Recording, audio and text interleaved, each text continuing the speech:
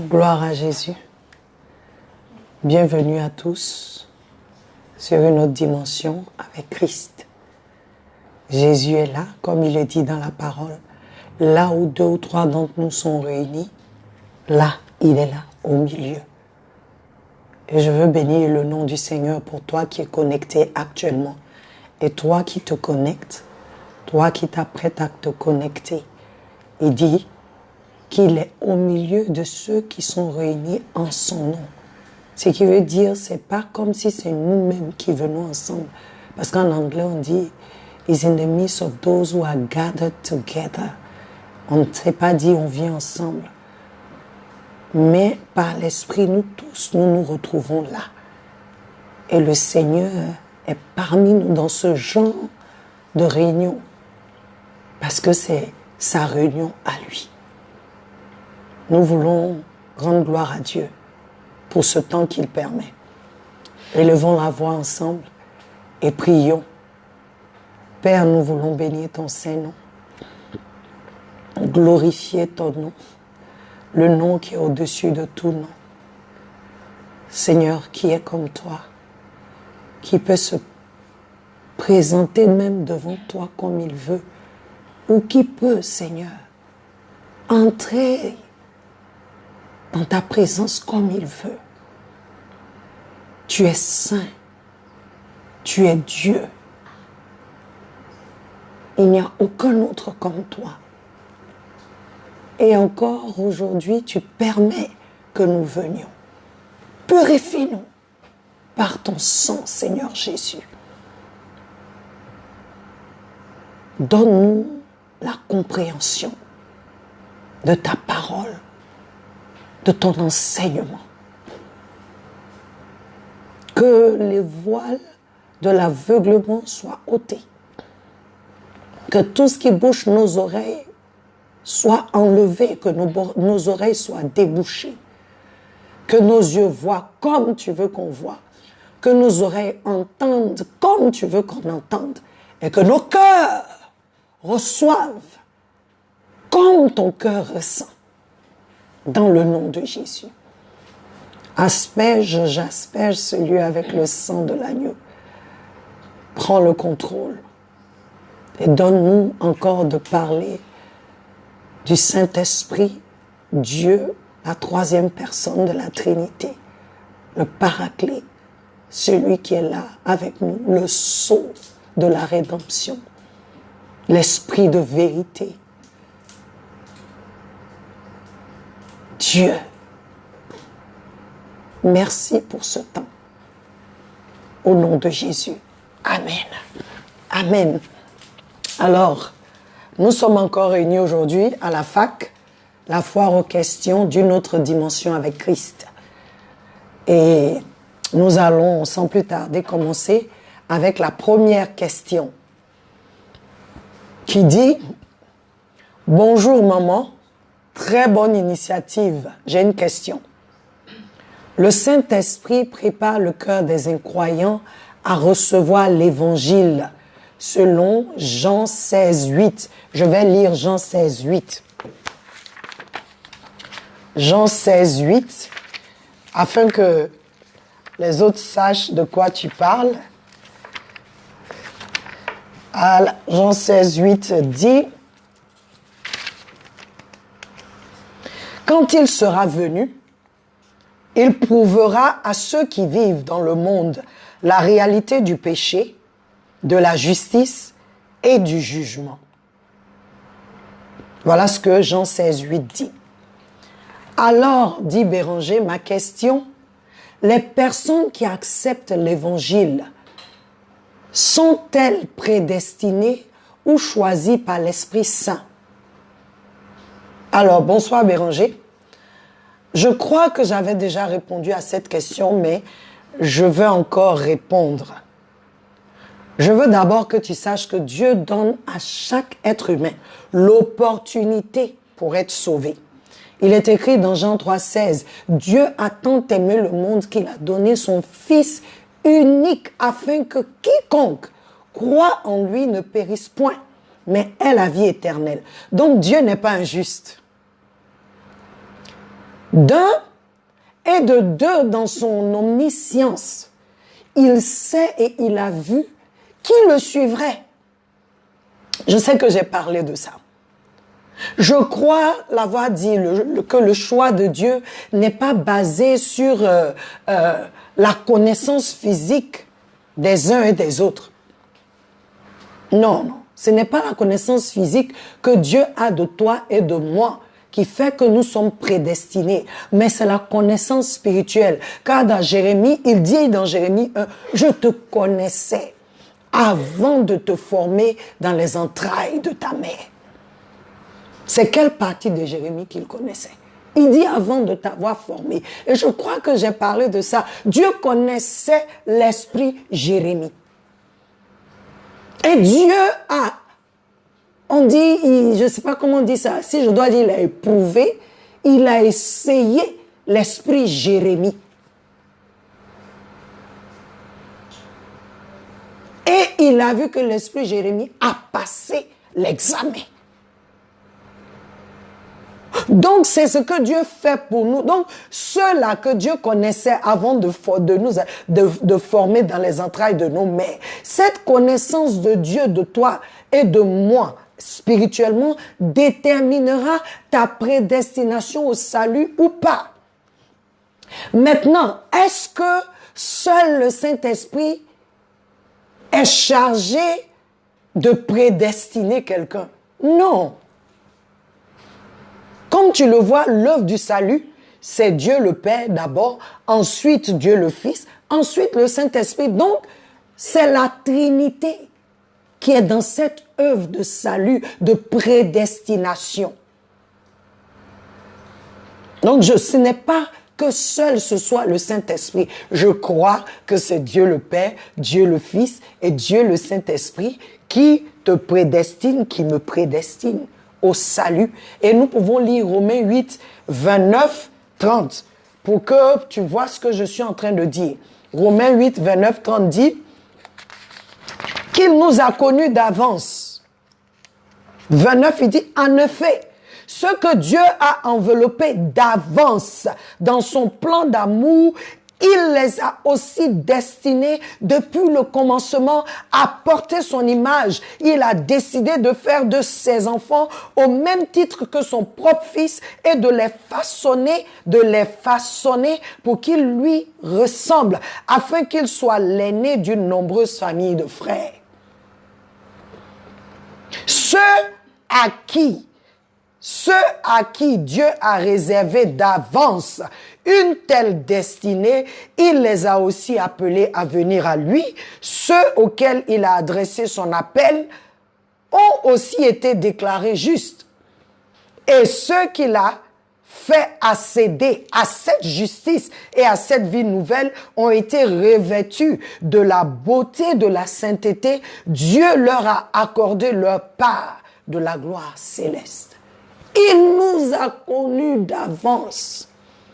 Parce que quand on parle de prédestination, d'aucuns diront que Dieu est injuste. Il n'est pas injuste. Dieu ne peut pas être injuste. Et pour nous prouver qu'il n'est pas injuste encore, il a envoyé son Fils unique afin que quiconque croit en lui ne périsse point. Mais Dieu sait ceux qui vont l'accepter et ceux qui ne l'accepteront pas. Pourquoi? Parce qu'il nous a connus d'avance. Donc j'espère que tu comprends que le plan de la rédemption du salut, c'est un plan qui est fait par la Trinité. Dieu le Père, Dieu le Fils et Dieu le Saint-Esprit. Amen. Deuxième question. Bonsoir, pasteur. Je veux mieux comprendre. Le Saint-Esprit est notre témoin, notre avocat et notre juge. Merci. Francis, bonsoir. Tout d'abord, le Saint-Esprit n'est pas notre témoin. Mais il est celui qui fait de nous des témoins efficaces et effectifs du Seigneur Jésus-Christ. Actes chapitre 1, 8. Il dit, attendez ici, le Saint-Esprit, c'est lui qui fera de nous. Je vais te lire ça. Il dit, voilà ça, verset 8, mais bientôt, Je lis, c'est la version parole vivante. Il dit ici, mais bientôt, Actes chapitre 1, verset 8, mais bientôt, le Saint-Esprit descendra sur vous et vous revêtira de force pour vous rendre capable d'être mes témoins à Jérusalem, à travers toute la Judée et la Samarie et jusqu'au bout du monde. Il n'est pas notre témoin.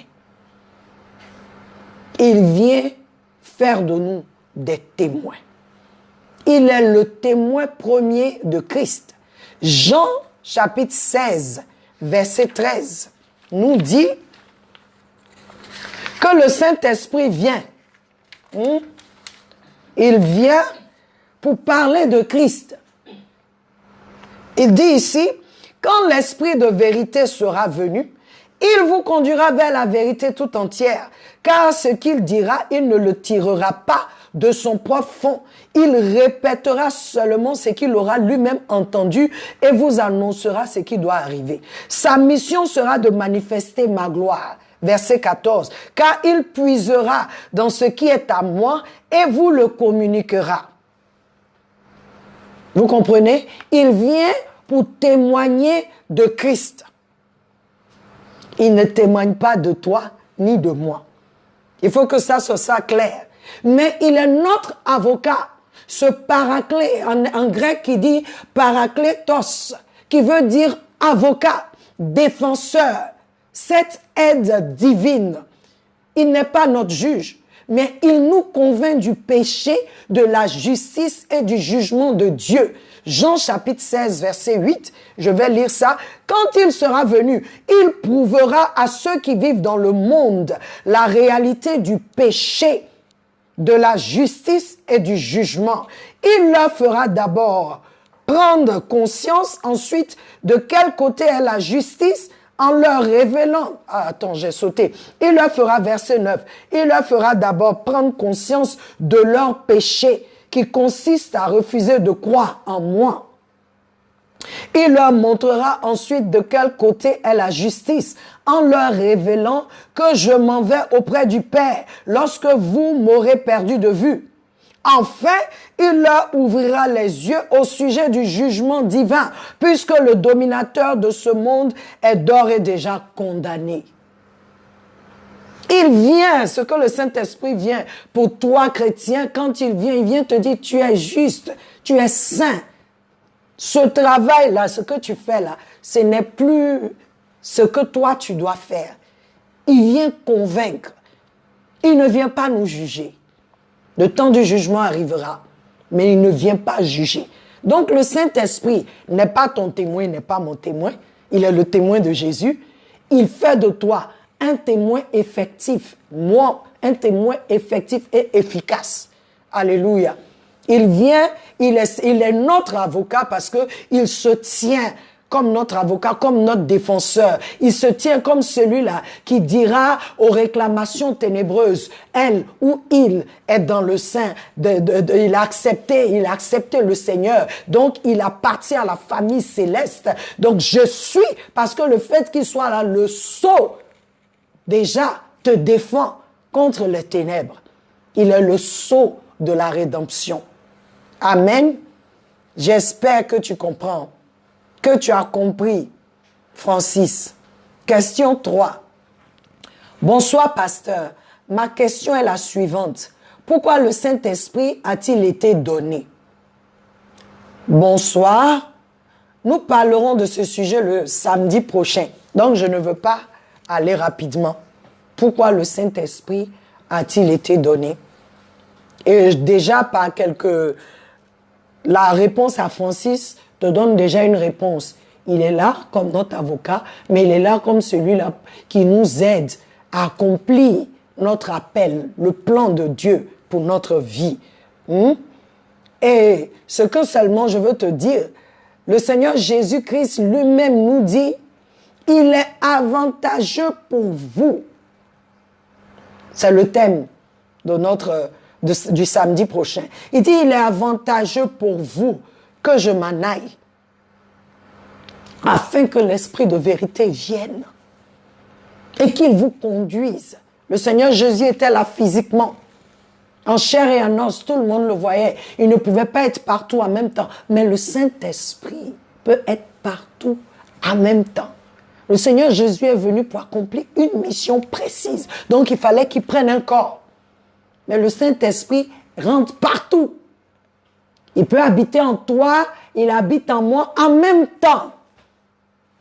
Il est Dieu. Alléluia. Donc, je veux que tu sois un peu patient.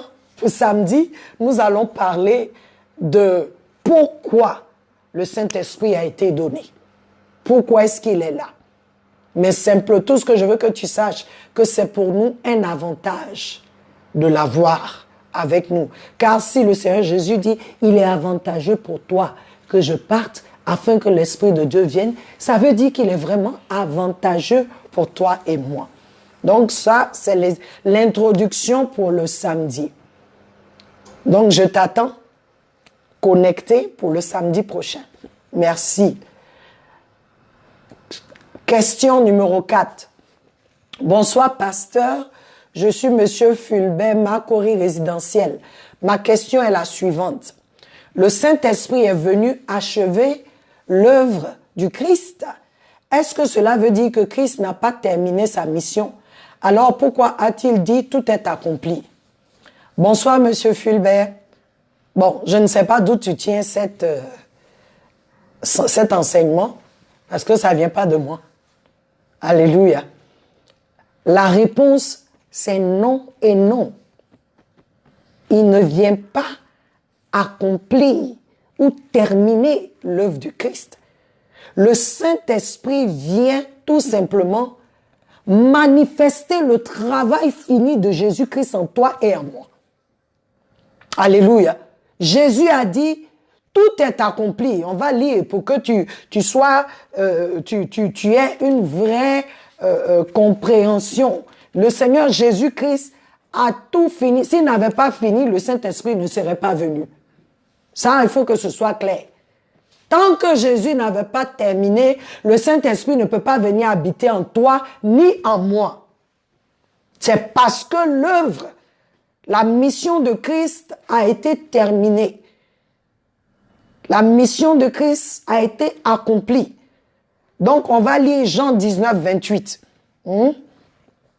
Jean 19, 28 dit, « Après cela, sachant que tout était vraiment fini et qu'il avait pleinement accompli sa mission, Jésus dit, « J'ai soif. »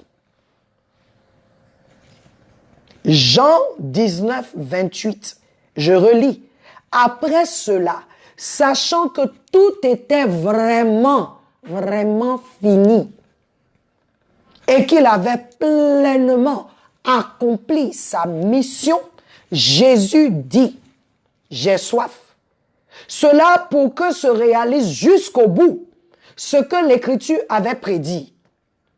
Près de là se trouvait un vase rempli de vin aigre. On attacha donc une éponge imbibée de vin aigre au bout d'une branche d'hysope et on l'approcha de la bouche de Jésus. Quand il lui goûtait le vin aigre, Jésus dit, « Tout est accompli. » Il pencha la tête et rendit l'esprit. Tant que ce n'était pas accompli, il ne pouvait pas rendre l'esprit. C'est parce que Jésus a terminé son travail. Il a accompli sa mission. Donc, comme je te disais, le Saint-Esprit, quand il vient, je vais encore te dire, Jean chapitre 16 au verset 13, j'ai déjà lu, je vais relire. Quand l'Esprit de vérité sera venu, il vous conduira vers la vérité tout entière. Car ce qu'il dira, il ne le tirera pas de son propre fond, il répétera seulement ce qu'il aura lui-même entendu et vous annoncera ce qui doit arriver. Sa mission, verset 14, sera de manifester ma gloire. Alléluia. Car il puisera dans ce qui est à moi et vous le communiquera. Il vient pour manifester la gloire de Dieu. Il vient pour manifester Christ dans nos vies. L'œuvre à la croix, ce qui a été fait, c'est le Saint-Esprit qui active ça en toi quand tu crois, quand je crois. C'est lui qui manifeste ça. C'est pour ça qu'il est là, pour que toi et moi, nous manifestions Christ partout où nous sommes, partout où il nous envoie, partout où il nous conduit. Donc, il faut que ce soit clair. Jésus a accompli l'œuvre de la croix. Quiconque croit en lui sera sauvé.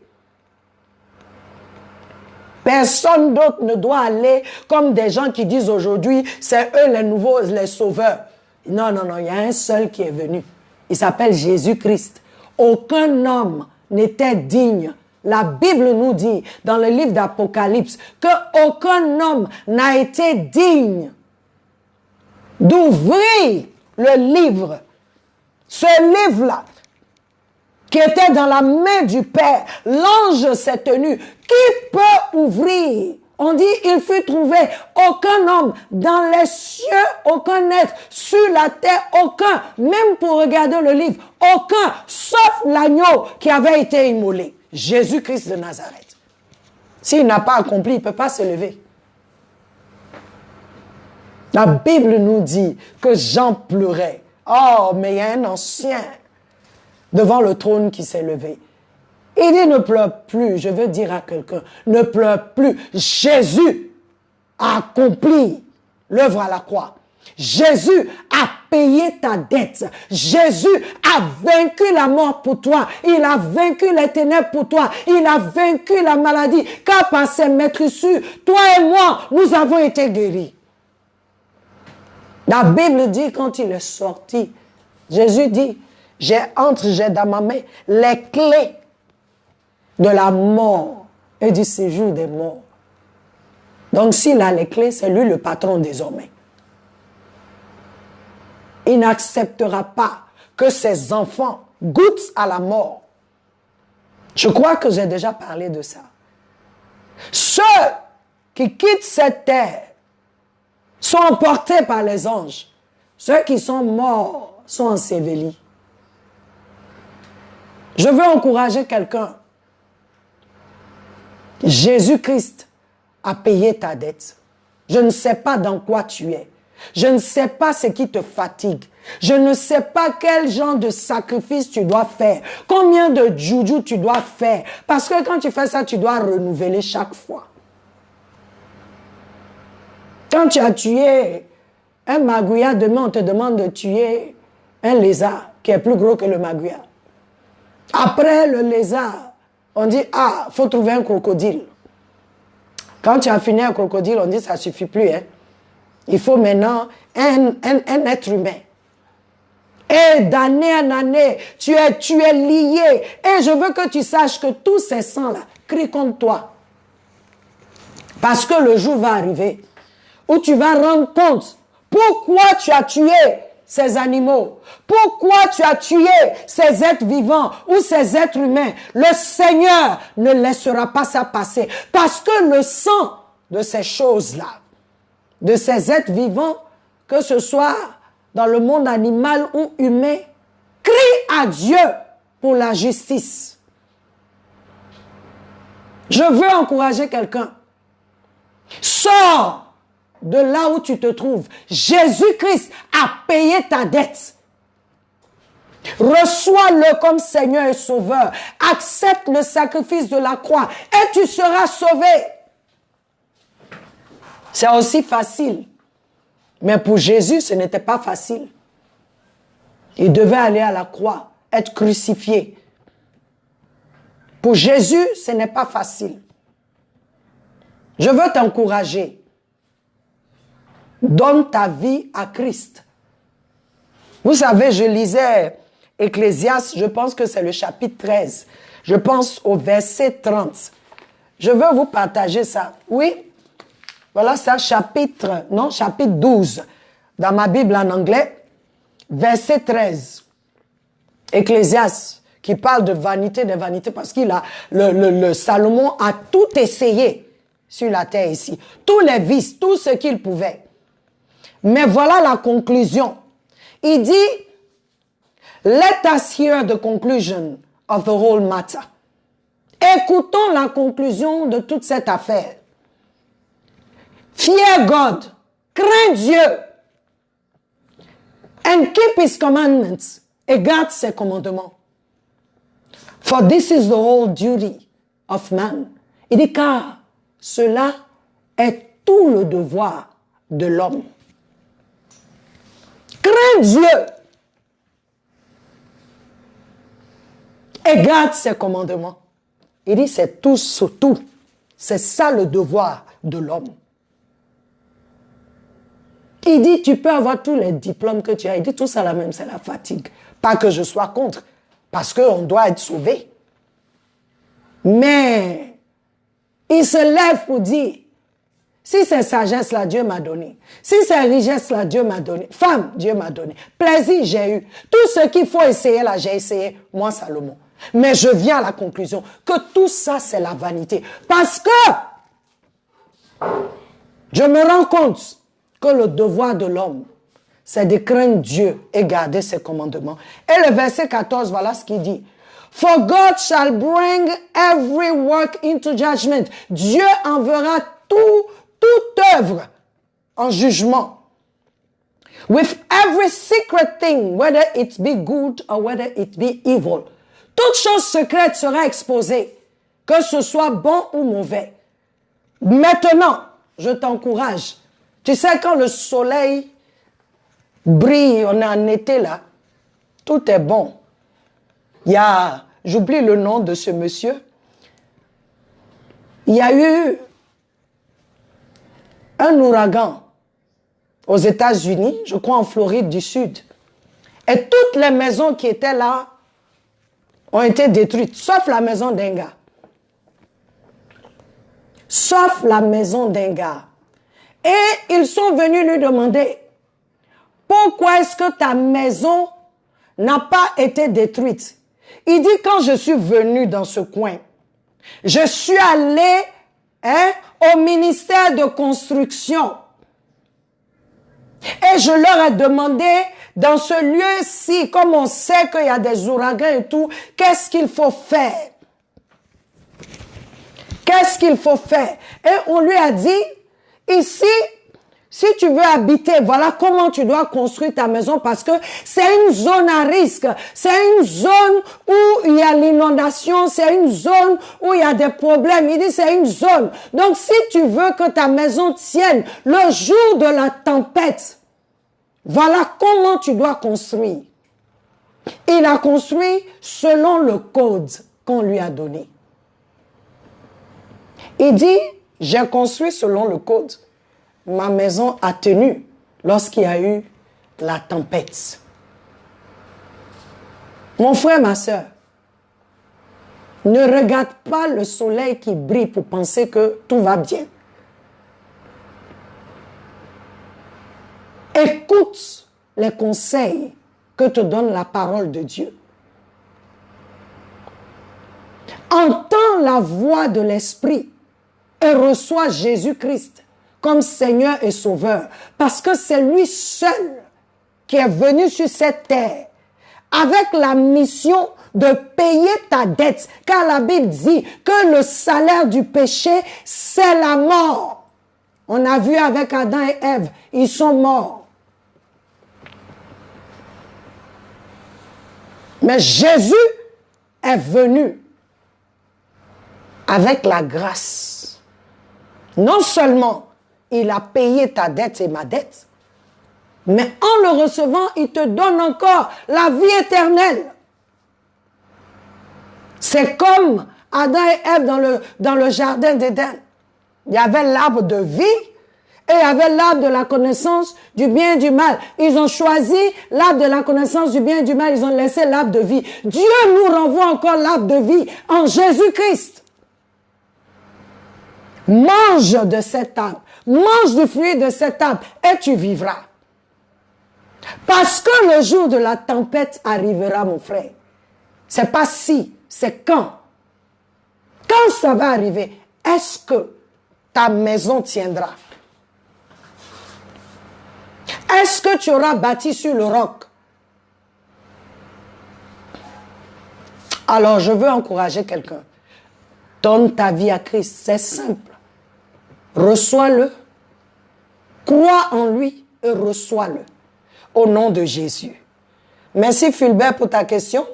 Ça nous a amené quelque part. Nous allons à la question 5. Bonsoir maman, c'est Olivia. Merci pour ma réponse la dernière fois sur comment savoir que j'ai le Saint-Esprit.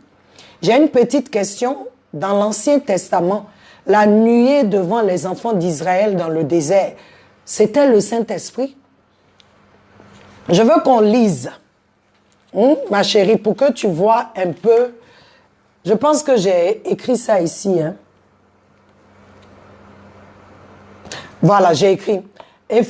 Exode 13, 21. Olivia.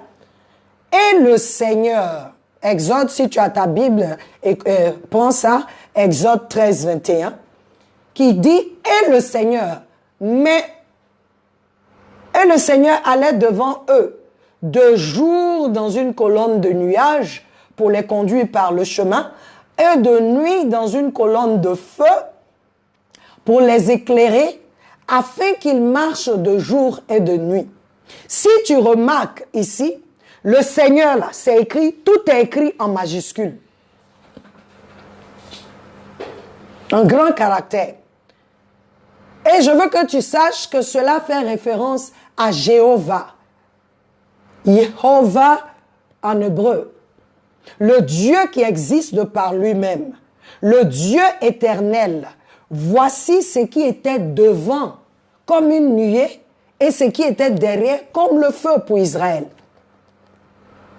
Il y a des passages où, quand tu lis, ce n'est pas un seul. C'est la Trinité qui fait l'œuvre. C'est la Trinité qui est en train de se produire ici, je peux dire ça. Et ici, c'est Jéhovah. Je sais qu'il y a des symboles, quand on veut parler du Saint-Esprit, il y a des symboles qui sont utilisés. Mais ici, quand tu lis, c'est écrit le Seigneur, tout en majuscule. Il y a des lieux où on écrit Seigneur, petit.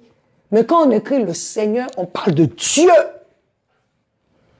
de Jéhovah, de celui qui existe par lui-même, de celui qui n'a pas été créé par un homme, de celui qui a vu l'état de la terre et qui a dit, oh, la terre est informe. Je vois de l'eau sur les profondeurs, mais je vois que je peux faire quelque chose avec ça. Celui qui a dit, faisons l'homme à notre image et à notre ressemblance. Donc, ce n'est pas le Saint-Esprit seul. Alléluia. J'espère que tu as compris. Je veux que tu ailles lire encore. Au lit. Alors, question 6. Bonsoir, pasteur. L'Esprit Saint n'est-il pas la force agissante ou force active de Dieu? La personnification de l'Esprit Saint dans quelques passages de la Bible ne signifie pas qu'il s'agisse d'une personne. Abou Razak. Je vois que tu es fâché même quand tu as écrit ça. Là. Mais je vais te répondre avec douceur. Bonsoir, Abou Razak. Je veux, que tu saches que le Saint-Esprit, avant d'être cette force que tu dis là, il est Dieu. Il est autant Dieu que Dieu le Père, Dieu le Fils et Dieu le Saint-Esprit.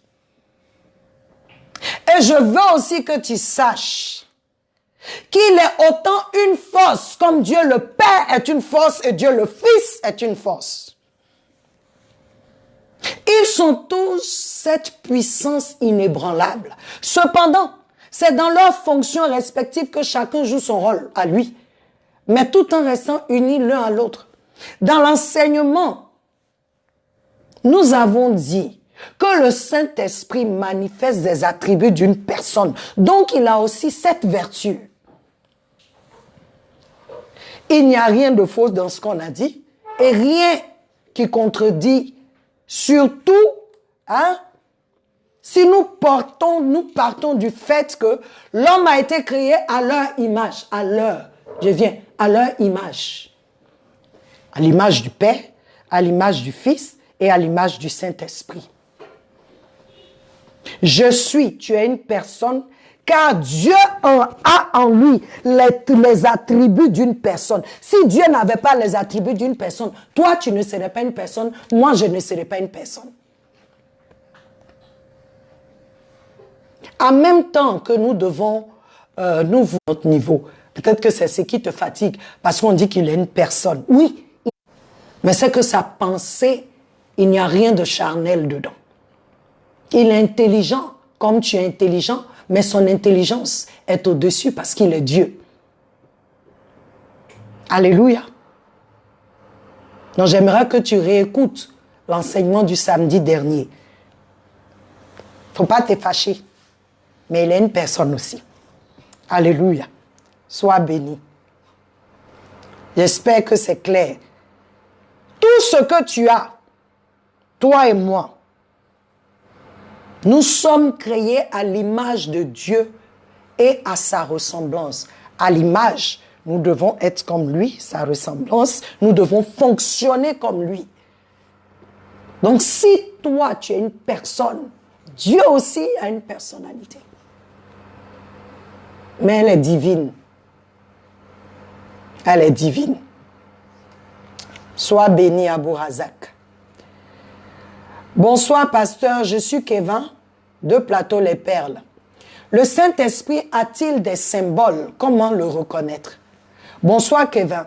Oui, je vais bien répondre à cette question. Il y a des symboles qui sont utilisés pour parler du Saint-Esprit. La colombe est l'un des symboles, car la Bible nous dit que le jour où le Seigneur Jésus-Christ s'est fait baptiser, l'Esprit de Dieu est descendu sur lui sous la forme d'une colombe. On va lire ça, Matthieu 3,16. Matthieu 3,16. Dès que Jésus eut été baptisé, au moment où il sortit de l'eau, les cieux s'ouvrirent et il vit l'Esprit de Dieu descendre sous la forme d'une colombe et s'arrêter sur lui. En même temps, une voix retentit du ciel disant, « Voici mon fils bien-aimé, celui qui fait toute ma joie. » C'est un symbole.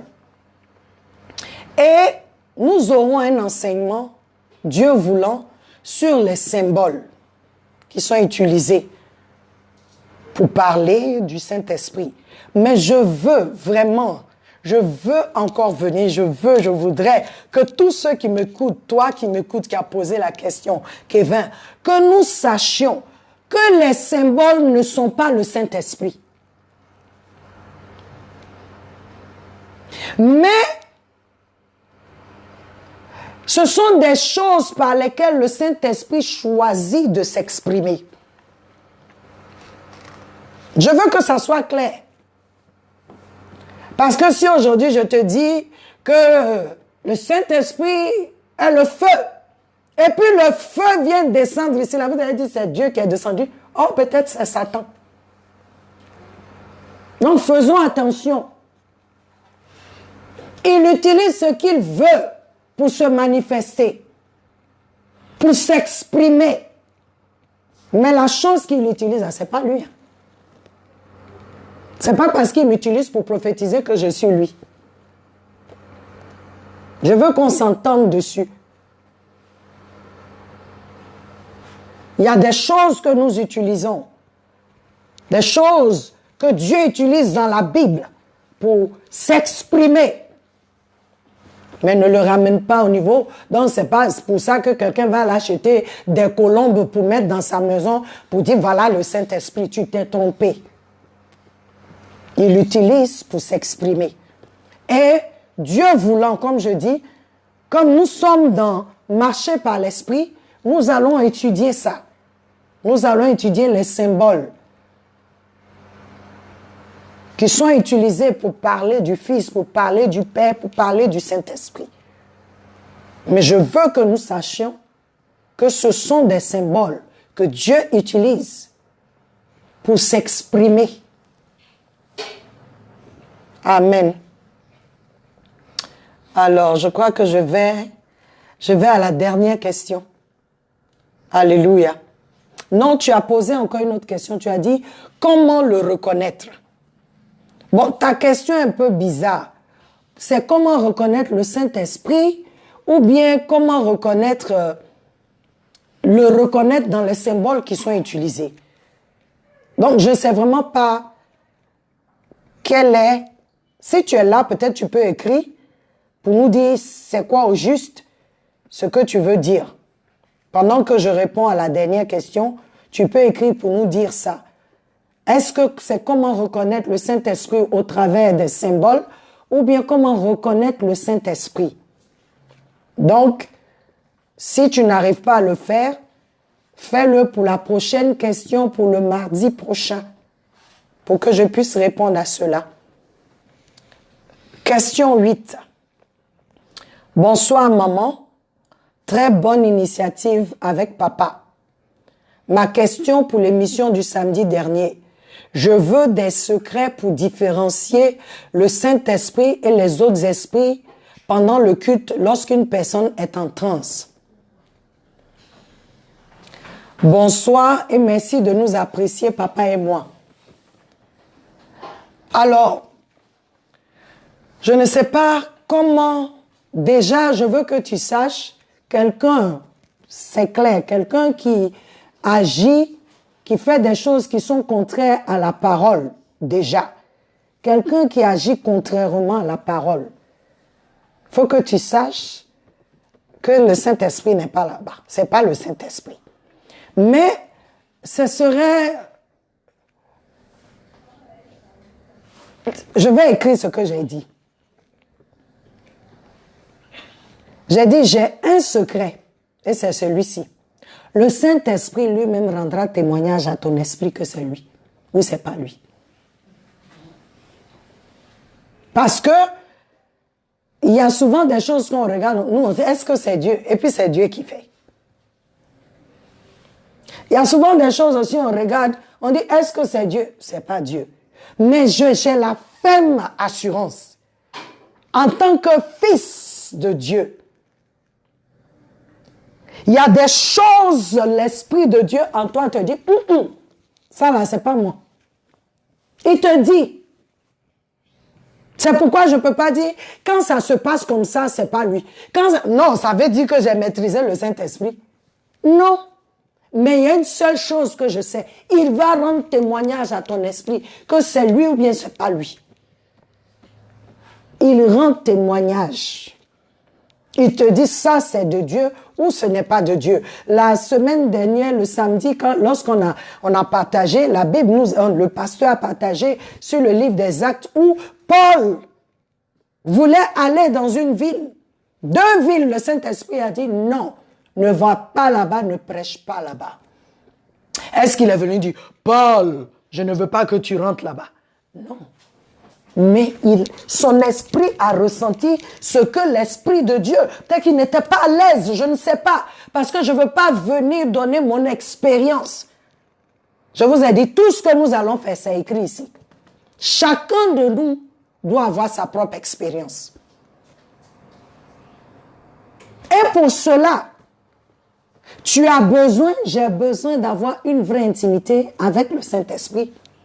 J'ai besoin de le connaître. Parce que c'est là, je saurai quand il me parlera. C'est là, le discernement, là, ça vient, c'est lui qui donne. C'est un don de l'esprit.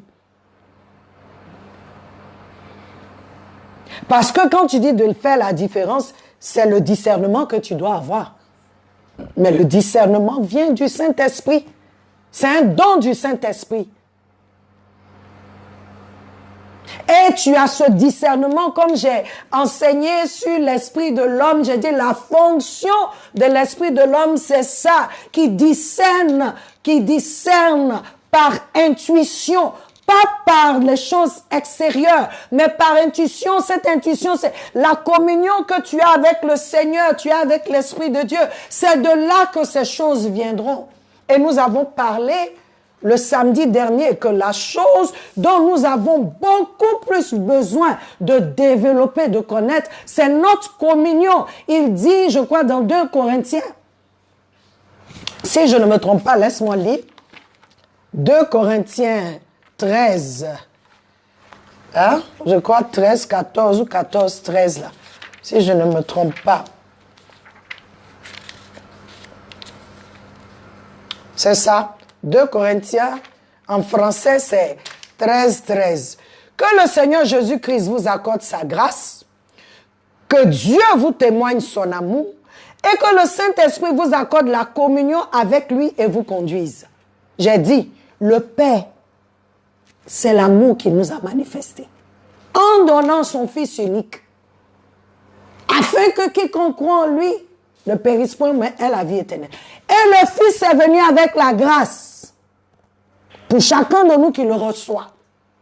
Le Saint-Esprit, voilà ce que lui fait.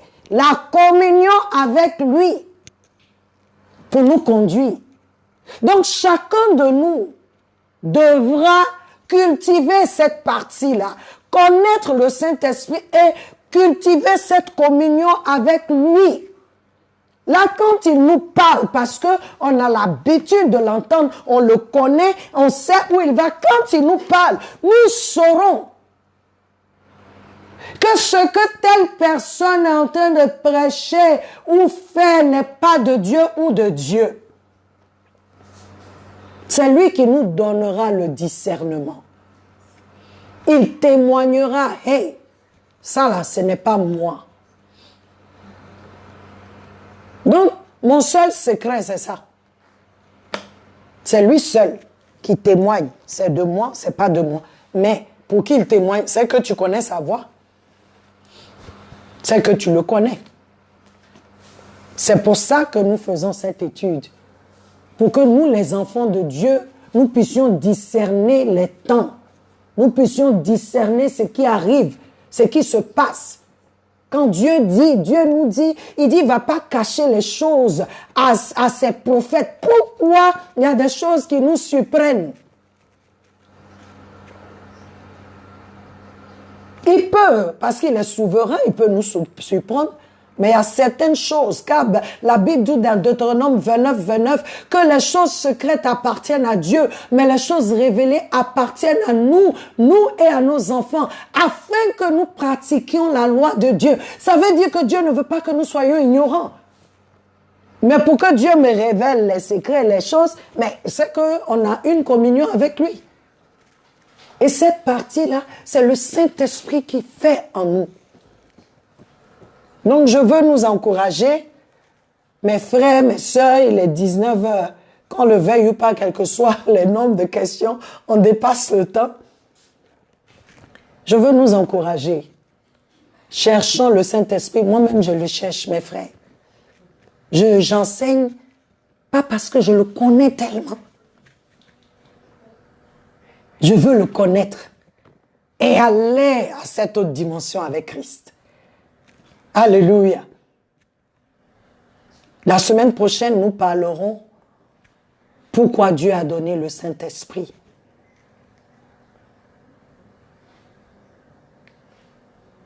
Pourquoi il est avantageux pour nous de marcher avec lui, de le connaître. Pourquoi le Saint-Esprit? Alléluia. Et tu verras, je verrai, est-ce que nous sommes en train de faire ce que nous devons faire? Parce que notre thème, depuis le mois dernier, c'est marcher par l'Esprit. Après cette étude, nous verrons, je pense que ce mois-ci, nous allons parler encore du Saint-Esprit. Nous aurons seulement un mardi pour les jours de prière, parce que le samedi, il faut que nous parlions encore des symboles du Saint-Esprit. Alléluia. Je veux nous encourager. Et je veux redire, si tu n'as pas Jésus, tu n'as pas le Saint-Esprit. Quelles que soient tes révélations qui viennent, ta source n'est pas pure. même si tu as des résultats. C'est celui qui a Jésus-Christ qui aura le Saint-Esprit. Je dis bien, on n'a pas dit esprit, ça commence par saint. Parce qu'il est saint. Il est Dieu. Le travail, l'œuvre de la rédemption, c'est Dieu le Père, Dieu le Fils et Dieu le Saint-Esprit. Nous sommes là dans l'ère du Saint-Esprit. Quand tu pries, tu dois prier par le Saint-Esprit. Car Romains 8, 26 nous dit, nous ne savons pas ce qu'il convient de prier. Mais l'Esprit nous aide dans notre infirmité. On a besoin du Saint-Esprit pour tout, pour plaire à Dieu, pour marcher comme il se doit. Je veux nous encourager. Donne ta vie à Jésus. Marche correctement avec Jésus. Renouvelle ta relation. Réactive ce qui est dormant. Et laisse le Saint-Esprit t'utiliser. Laisse le Saint-Esprit manifester la gloire de Dieu en toi, en moi, par toi. Laisse le Saint-Esprit témoigner de Christ en toi et par toi. Je veux dire à quelqu'un aujourd'hui, c'est l'heure du salut. Jésus est à ta porte, il frappe. Donne-lui ta vie. Et tu seras sauvé. Tu seras épargné. Le jour où tu quitteras ce monde, tu auras une escorte angélique. Si tu lui donnes ta vie. Parce qu'il dit, celui qui croit en lui, même s'il était mort, vivra. Il a fait avec Lazare. Et il a dit que s'il est vivant, il ne mourra jamais. Jésus n'a pas menti, hein. C'est la vérité. Quand le temps arrive que tu t'en vas, les anges viennent te prendre. Mais si tu n'as pas Jésus, tu seras enseveli. Alléluia. Je ne sais pas, est-ce que Kevin a répondu? Non, d'accord. Donc Kevin, j'attends ta question pour le mardi prochain. Comment le reconnaître? Donc il faut bien expliquer ça. Alors je vais prier pour nous. Demander encore au Saint-Esprit de nous inonder de lui. De nous inonder. Inonde-nous, Seigneur. Oh, inonde-nous. Nous avons besoin de toi.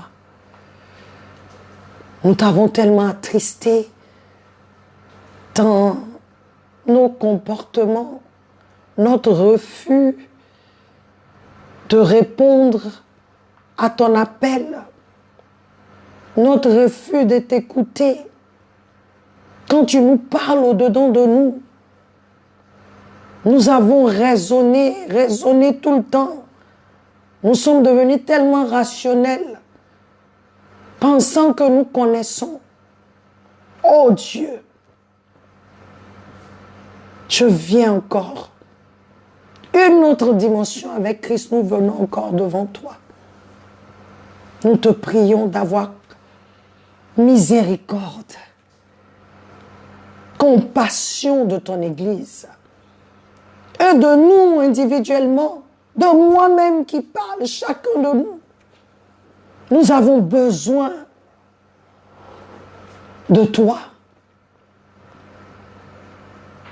Renouvelle en nous cette soif de connaître, de te connaître, de marcher avec toi. Cette soif de communion, d'intimité, ce désir-là de vouloir plaire au Père.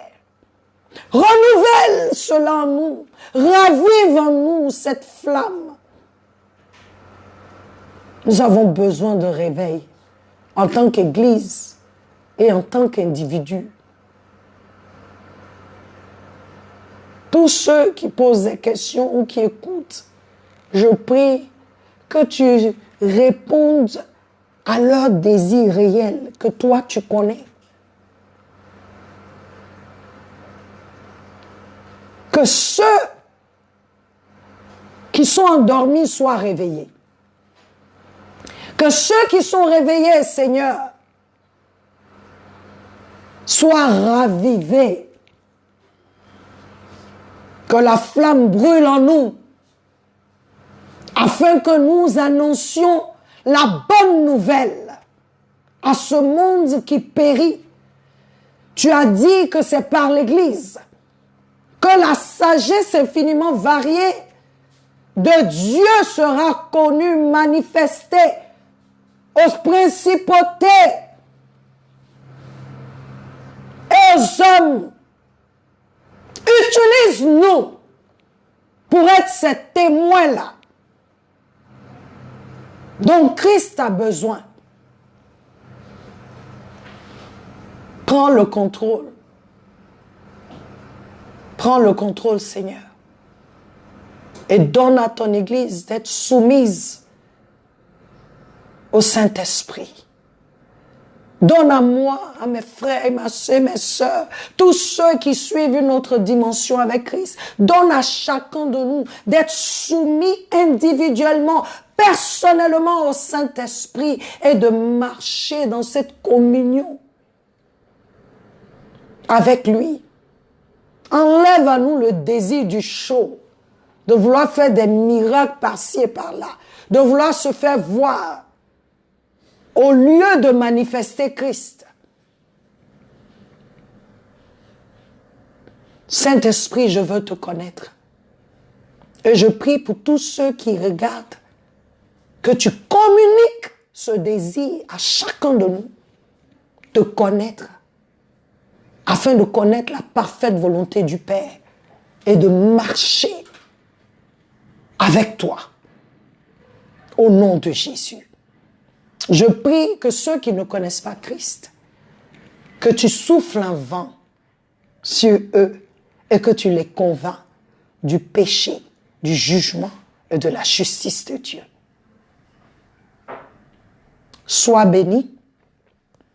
Nous nous retrouvons encore le samedi prochain.